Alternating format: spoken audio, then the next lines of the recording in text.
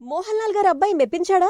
పదండి తెలుసుకుందాం. మొబైల్ మసాలా వారి 3 ముక్కల్లో చెప్పాలంటేలో ముందుగా మనం మాట్లాడుకోవాల్సింది లెజెండరీ యాక్టర్ మోహన్ లాల్ గారి తనయుడు ప్రణవ్ మోహన్ లాల్ హీరోగా భ్రమయుగం డైరెక్టర్ రాహుల్ సదాశివన్ తెరకెక్కించినటువంటి సినిమా అనమాట. సిటీస్ ఈరే గురించి మనం మాట్లాడుకుంటే నంబర్ 1. ఈ సినిమా డైరెక్టర్ రాహుల్ సదాశివన్ కోసం బేసిక్ గా ఐడియా ఉన్నటువంటి తెలుగు ఆడియన్స్ కి తన సైడ్ నుంచి అక్కడక్కడ మంచి సస్పెన్స్ ఇంకా థ్రిల్ మూమెంట్స్ ఖచ్చితంగా ఉంటాయి అని చెప్పి ఒక థాట్ అయితే ఉంది.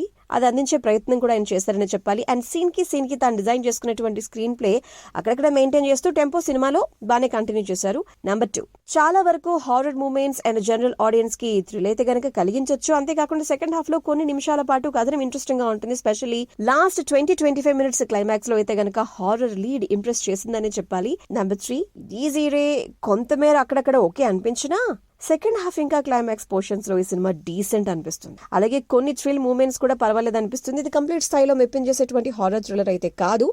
మెయిన్ గా లాజికల్ గా సినిమాలో సీన్స్ అయితే గనక లేవు కాబట్టి సోసోగా అయితే గనక ఖచ్చితంగా నచ్చుతుంది అని చెప్పొచ్చు. RJ Sunitha rating 2.5 stars.